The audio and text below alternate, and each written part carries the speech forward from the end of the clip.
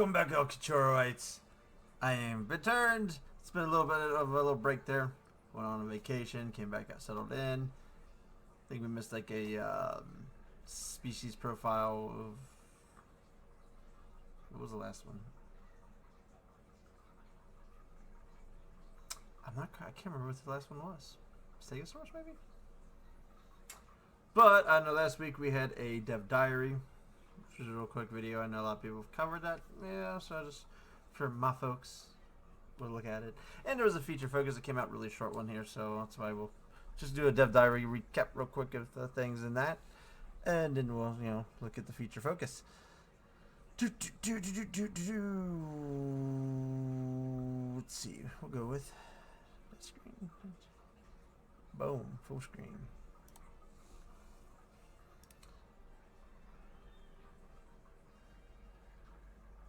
Hi, I'm Rich Newbold, Game Director on Jurassic World Evolution 2. I'm here to show you today a closer look at the game, including our realistic dinosaurs, enhanced creativity, and deeper management. So we get the shot here of the more over the lake. This is definitely a different park than we see in most of the other screenshots because the mountains are more over here. I don't know, maybe Main Street does appear to be there, so it might be the same park. Jurassic World Evolution 2 is... Got a big pin here with it looks like a bunch of herbivores. Like just the typical buildings. There's the tower.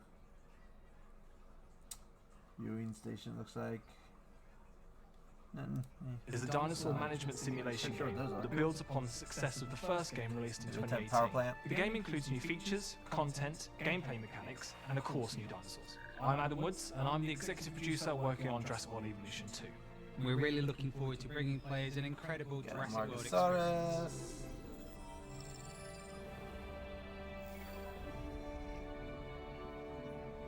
Jurassic World Evolution 2 includes 4 game modes. In campaign mode, players will experience an original Jurassic story that picks up where Jurassic World... This is what the theme of the feature focus is going to be. They're going to be working alongside iconic characters from the films. We're getting Sandbox, we're getting the Chaos Theory mode, which... We have a Chaos Theory mode, where players will be experiencing different what-if scenarios from various films within the franchise. We have our Sandbox Mode that allows players to be fully creative, and a Challenge Mode that will test their part building skills. We now have a variety of locations that the player can experience. Show us some! Each of these locations have their own unique challenges. Variety of locations. You keep only showing us 2. Weather conditions such as sand. So we have the desert with the stegos. So there's been speculation because the buildings in this screen look different. This is a different aviary. It's not glass. It's more of the old fencing, more rustic buildings. I'm thinking that depending on where you place your map, you're going to get buildings specified towards that biome. So I'm thinking these buildings are all themed to the desert biome. I don't know if they came out and said anything about this yet or not. Sorry, I may have missed it. But so I'm thinking the buildings are going to be themed to whichever biome you're going to pick for your map. So like that's why this one has more of an open air because it's desert, it's dry, so you don't have to worry about obviously your heat and stuff in there because it's going to be pretty warm. You need some, glass is going to be super hot. You're going to magnify glass your pterodons. Tropical feeling of Jurassic World Evolution and away from the islands of the Five Deaths. We really like to see some really different ones. I mean, obviously I'm assuming tropical, jungle-ish, Arabia grassland designer on Jurassic World Evolution 2. We've expanded the range of dinosaurs. So we got trikes and bracks and stegos.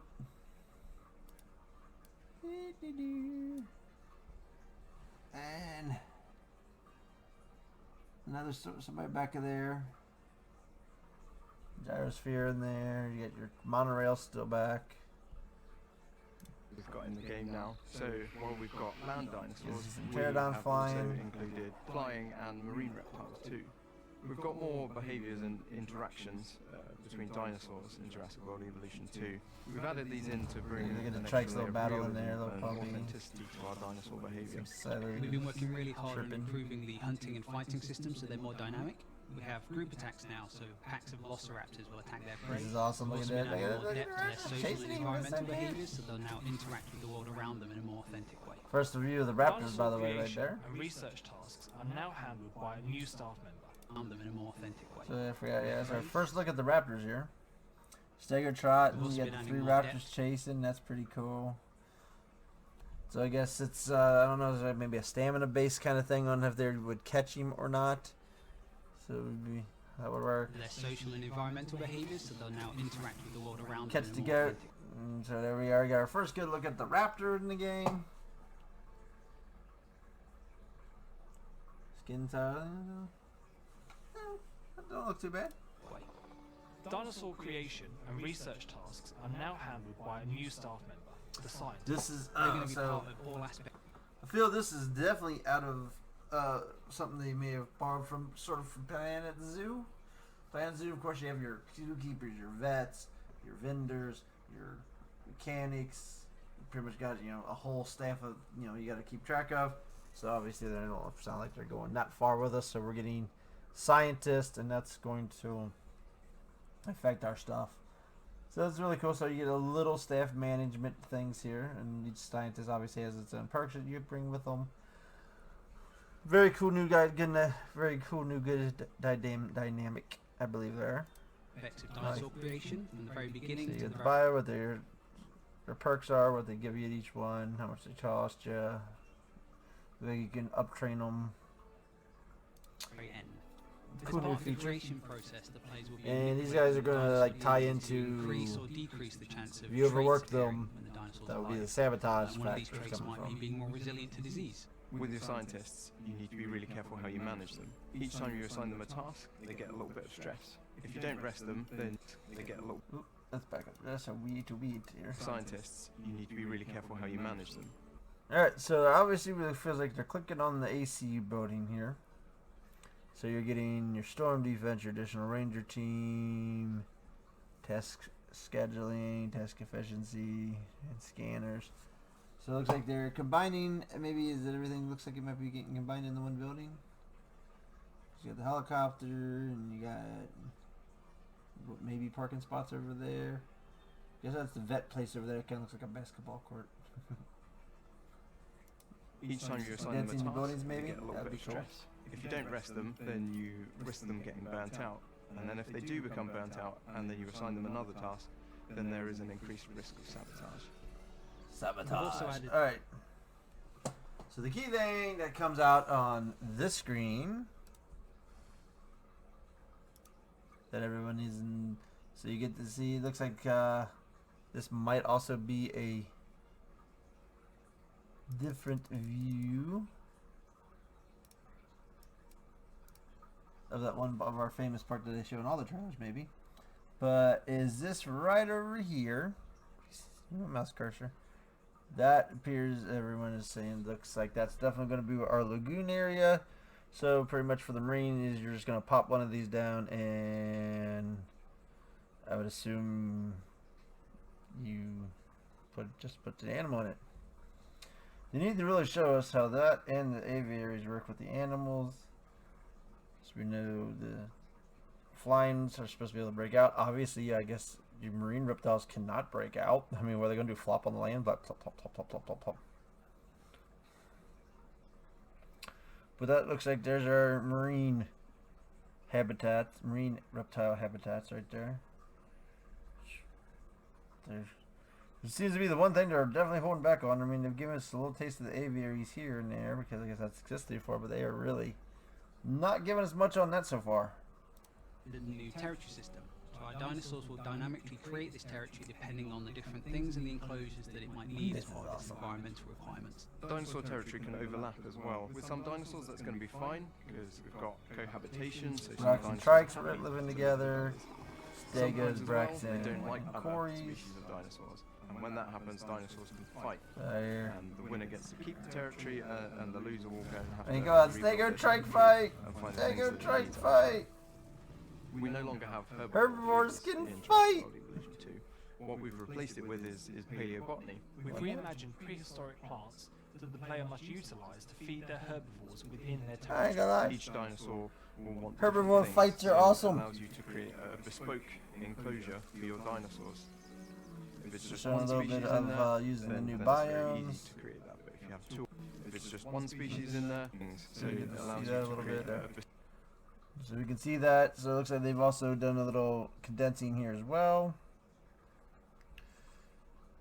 So you have your different types of, I guess, so you get to pick, based on what you need for your animals as your plant types.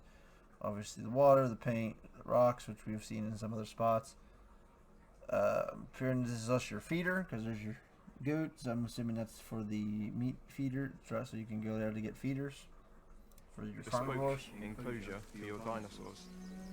If it's just one species in there, then it's very easy to create that. But if you have two or more, then there becomes more of a puzzle element there to creating this wonderfully unique enclosure for these different dinosaur species to live in.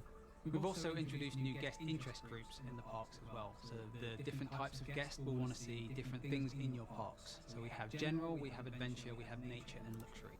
Alright, so showing a little bit of the park rating system. So showing you how you're appealing to the four different factions, I guess you could say, of guests. And as I've heard someone else point out that these pictures, everyone's like, oh, these dinosaurs have been confirmed. Of course, another big YouTuber said that these are from Jurassic Park Evolution, the first game. So obviously, I'm going to assume these are placeholders, because I'm imagining they're going to get some new stuff in there. Like, where's the lagoons? Like this one might be a picture of the mosasaur and stuff like that. So obviously, they don't want to show us that yet. But whatever. That's minor for right now. This is how you're going to appeal to your guest. Around the enclosure of a big carnival, cool, nice theory. Adventure guests. So when you place down an amenity, you can tailor that to be more interesting to your adventure guests, and by doing that, you're going to make more money. Alongside the deeper management that the guest interest groups will bring, the players will have an opportunity to customize the look and feel of these guest buildings. Some more customization you're going to get to do for your models on it. Pretty much you pick a shell and then decorate the shell kind of thing. Within the new environments, players now have a range of natural scenery items. There's the rocks, you have a bunch of different rocks. They can use to further customize their parks. Different colors, couple of different ways theming. the players can change the You can appearance also of see a their couple parks of and their boneheads, environments. We've packies, also and been looking dracos. at ways the player can change the appearance of their dinosaurs. What we've added in game is very complementary to the different environments, So but with the as a dino player, skin you're area. going to leave it up to you. You're going to be able to do what you want to do and have the dinosaurs look the way you want them to look. Players should be really excited about using all of the different creativity tools and building their own fully realised Jurassic World however they want. I'm really excited. Dinosaurs. The new behaviours. We hope. So we have our live action of that famous shot from downtown, night view, and I think that's just a lake. That's not the lagoon there in this shot, so I think it must be over there further.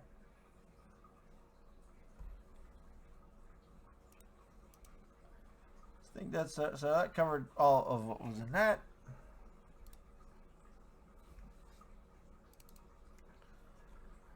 Alright, so then they put out a feature focus earlier today.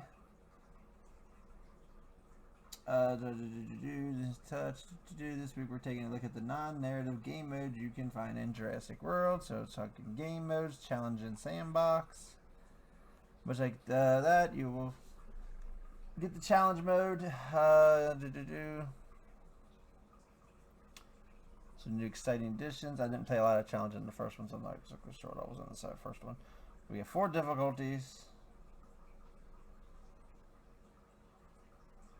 There is progression unlock kind of stuff.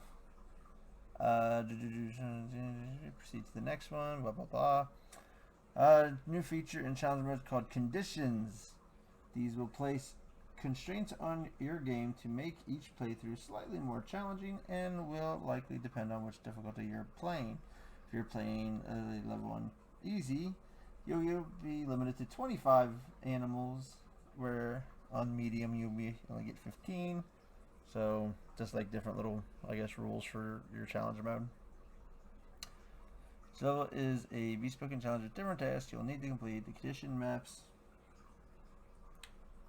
and what you have available to achieve is different for each level, and it's up to you to decide how to achieve it.